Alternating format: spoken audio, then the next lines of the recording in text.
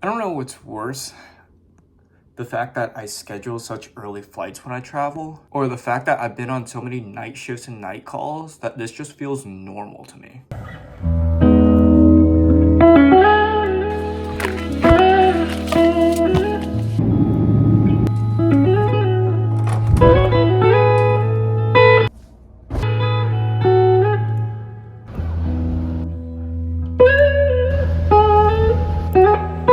They gave me a fancy robe?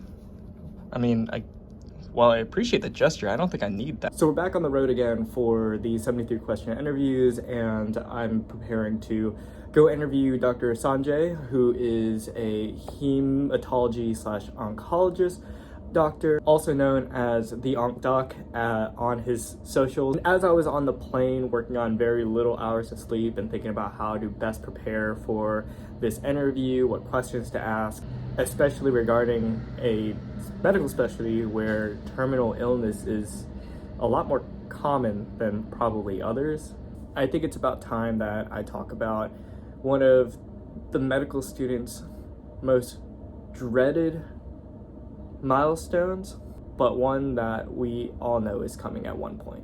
It's been a couple months since I was involved in my first code, which turned into back-to-back codes.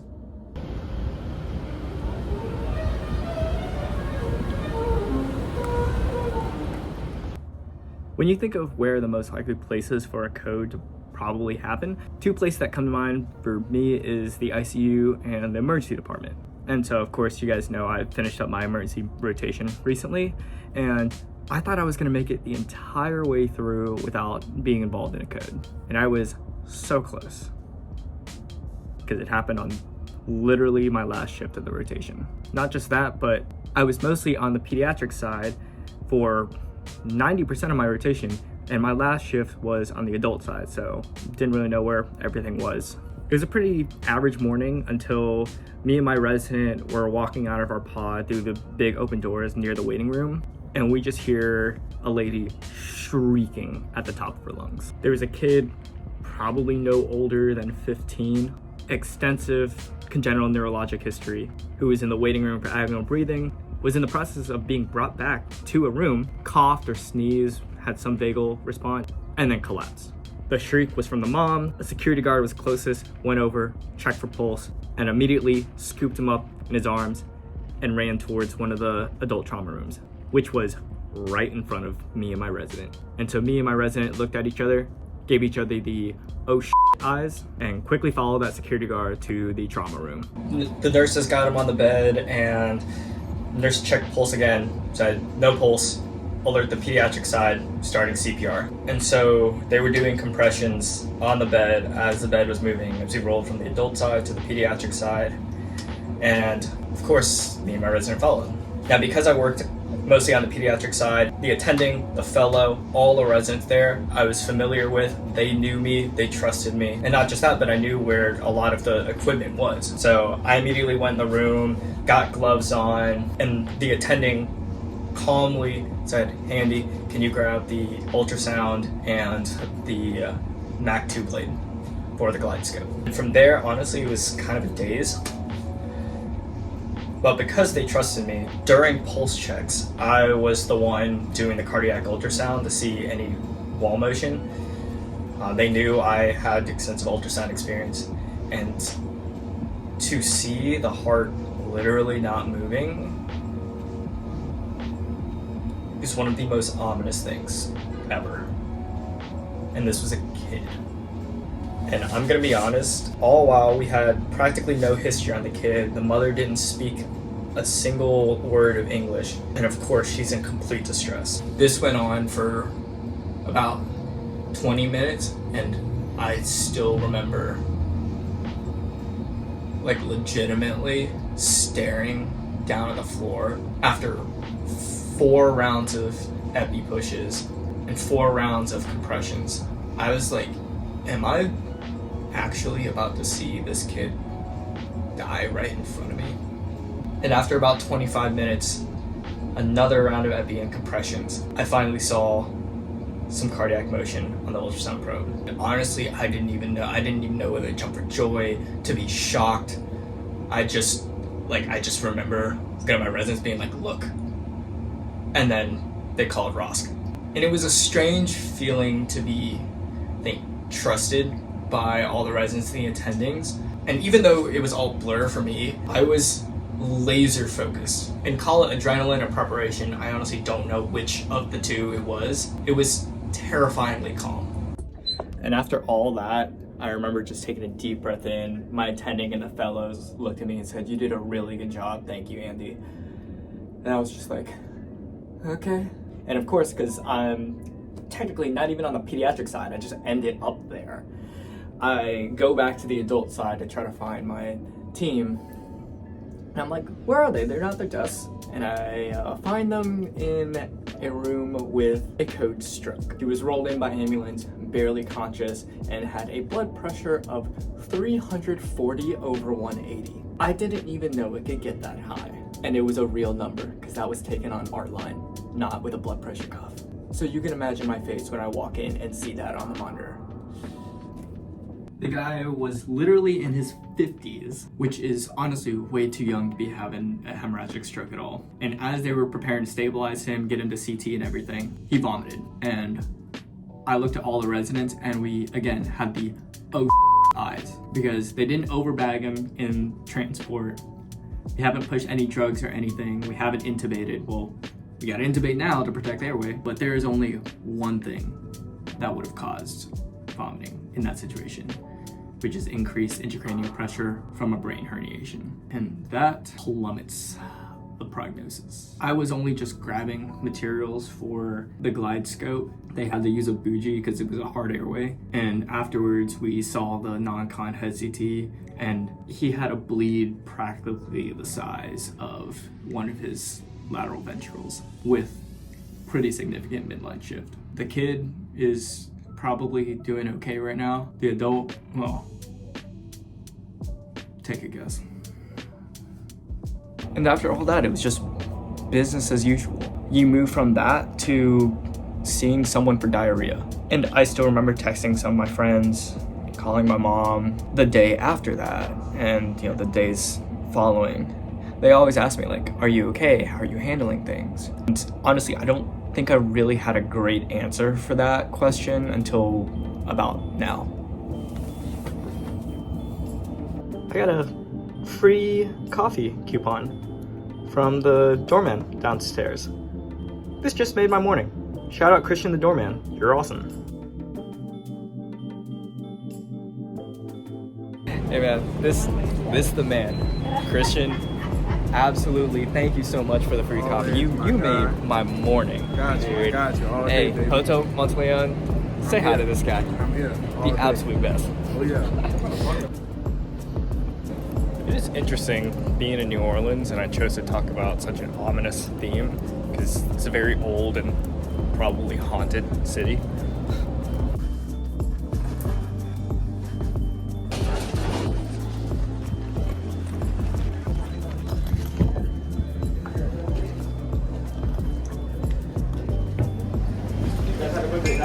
Yes, Randy. Good, how are you? The parent organization has For sure. Okay, so this, I've made it a life goal. This is about to be a part of my dream house, and yes, I need it. Bookshelf, right? Wrong. What in the world is going on here? You have the most insane office of anybody I've interviewed. I just want you to know that. Well, I think that's a thank you, but I know it's pretty obnoxious. I'm all here for it. Awesome! So, again, obviously, if you haven't watched the interview, go ahead. It will be up by the time that this vlog goes up. I'm making that a creative goal for myself. But thank you so much for having me here, man. It's hot, which I thought Augusta was hot. This is bad. It's a different kind of hot here. We always say, and people don't believe us. But so happy to see share stories and get to meet you. So I put out a poll on like my threads and my Instagram stories a while ago, asking questions for a hematologist or oncologist, and I think as expected, the common running theme for this is, how do you deal with so much terminal illness? Mm-hmm. How do you not take that home with you all the time? Because I know for me personally, like, you know, as you guys have seen, I bring home a lot of stories and I pull as much as I can from each encounter. So like having that as my day-to-day would be so destructive. How do you do it? I think the hardest or the most important thing is really remembering to think about the purpose of that visit. The thing that I like to tell people, especially that are thinking about doing HEMONC, is you didn't create the issue at hand, right? But your responsibility as a provider, like if you're a trauma surgeon or an ER doctor and someone comes in, it's like it's unfortunate, that circumstance, and you're doing everything you can to remedy or to salvage the health of that particular situation. And cancer is very similar in that way. So if you can make it a point when you walk in to literally either make them smile, give them hope. I had a staff member that always says, like, you can take away treatment options or not have any, or you know, you can't change the cancer, but you can, you never should give a reason not to have hope. And that hope can be for anything, whether it's for survival, whether it's that you can enjoy your days. I think the most rewarding part and the responsibility of an oncologist is we have the experience to be able to say what's ahead, right? Whether it's good or bad. It's not like you have a 70% chance of, you know, living at 5 months and 7. It's not that, but it's just the expectations of chemo is going to be hard the first month or two, and then after not. But if we get a response, to celebrate that response and that victory, and I remind them there will be a day where this is not working, so that all of that gets very it helps. But to answer your question, does that mean that we don't take anything home? My wife is also an oncologist. Yes, we probably cry, one of us, like, you know, weekly, like, well, probably both of us, to be honest, at some point in a conversation with a loved one, or not a loved one, but with a patient, or about the misfortune of that circumstance. And I think the answer is realizing you don't not take it home, you know, and I think I would rather keep taking it home and stop doing what I'm doing when I can't handle it than to stop caring or be so desensitized that I don't. Yeah, and of course that's something that, like, I've learned a lot about, just because there has to be this barrier between work and home. And of course, like, they've listened to the story about code. Do you remember your first code? I do. What was the thoughts running through your head? I think fortunately, quote unquote, it's not, that sounds, you know, insensitive, but it was a much older patient that was like, you know, pretty advanced in their heart failure, but it was striking because you're seeing the cessation of life, and I was either the first one, no, I was the second one, but the first one didn't successfully, like, break the ribs, this, that, and the other. I was able to bring the heartbeat back, but I was very shaken up about all of that, and I still had to, like, get home and, you know, respond like, hey, how come you haven't texted us, you know, be back about this and this and that. And it's just like, I think a lot of the not understanding of what I just, like, went through was very difficult. The code I really remember is the second one. It was the sweetest, you know, patient that had a syndrome that they were born with, so they looked almost like pediatric in their, like, in their development, and it was just the sweetest face. And I remember her voice, and then to have to do that shortly after the surgery it cannot be articulated, right? Just what goes through when you experience something like that. Yeah, and, you know, obviously you've gone through fellowship, you've done tons of training, tons of research to be able to be prepared for, you know, giving your patients answers, or as much as you can answer. And especially in these codes, like, we all train, we work so that in those moments where everybody else is looking to you to know what to do, you actually can do something. You know, how much of that plays a factor into you delivering news to your patients as an oncologist? I think the key is, like, you have to remember, you do feel like you are, competent or fit, but there's always some element of, like, it's okay to feel a little either nervous or unsure, but the key is, can I execute the best series of steps to make this happen? That is where you take your responsibility very seriously. You want to make sure that it's facilitated, whether it's a code, whether it's whatever that circumstance is, that experience helps. And especially if you're the one that's the most seasoned or experienced in the situation. And I tell my patients this when it comes to decisions on should we do chemo or not, especially to decrease the chance of recurrence. Same thing with a code. You want to do whatever you can to say that's the best way that it could have been done. Because that is the insurance that when these emotional kind of challenges happen, or you're unsure if you did something correctly or what the outcome was, your insurance is to be prepared in the sense of, I know that was the right series of steps in that timing regardless of the outcome. That is how you protect your emotional kind of potential liability or consequence after something. Yeah, that's really good. I think that's something that I thought I would have digested by now, but I still am. Yeah, it's tough. It that's what comes with time is understanding. I think we talked about it earlier when we were hanging out over lunch. It's just like understand, like do the things that you are able to change, and basically like don't worry about the things that you are unable to change and have the wisdom to know the difference. Like that, you just have to keep quote unquote practicing that. Practicing isn't just the interventions you're doing. Practicing is how do you palliate it? What is the catharsis? Are you your best version and optimized version of yourself year to year?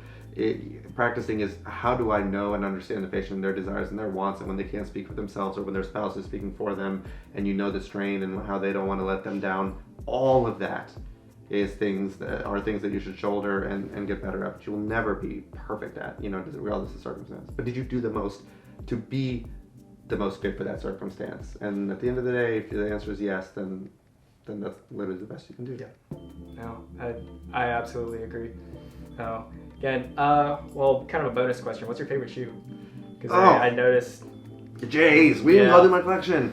Yeah. It's one of my guilty pleasures. I would have to say the Jordan 1s high tops. I know people are like, I like low tops. I like but Jordan 1s, the high tops, retro if you can. The Chicago's, I think, are probably the one that just iconically take it. Perfect. Of course, just a question at the end to lighten the mood, but thank you so much, Sunday, Andy, you're doing amazing things. Yeah, I really appreciate it. And if y'all, if you're listening and you want to learn more and do more, it's, try to put the content out there on an emotional level and educational level. So, it's amazing. The more you learn, the more you do, the better we can do as people together as a community. So. Absolutely. Thank you so much, man. Thank you.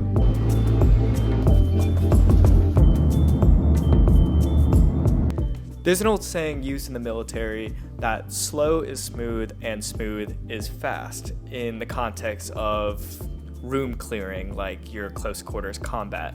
And in a lot of ways, that saying is very synonymous with these code and emergency situations, especially when I think of the word preparation. If this situation would have happened to me, I think in my first or second clinical rotation, we'd be having a very different kind of video right now. Probably involving tears. Either that or I wouldn't have talked about it at all because there would be an overwhelming feeling of guilt and helplessness associated with it. But I think now in my years of clinical rotations and clinical experience, even though I'm far from being able to lead my own code, I understood why everybody was so calm, so laser focused, and so organized throughout this entire situation of both the code blue and the code stroke. It all had to do with preparation. And I've been told this so many times, I've told so many other students this so many times, that in the pre-clerkship stages, when you're just doing tons and tons of practice questions and watching hours of lecture, and you're wondering what's the point of all this, you will see the point once you kind of get in the field and are put in these clinical situations. But all that knowledge and all that training is so that you can prepare for the worst in order to hope for the best in any situation, including your patients. And even though I'm not done with medical school, although I'm pretty darn close to it, I can already feel that level of preparation, allowing me to stay calm, cool, and collected in those situations. Do they still emotionally affect me? Of course they do. But knowing that you did the best that you could and you prepared to do the best that you could is the thing that helps me, as well as every resident, doctor, nurse, etc. sleep at night. So hopefully that gives you a little bit more context to why you study so hard.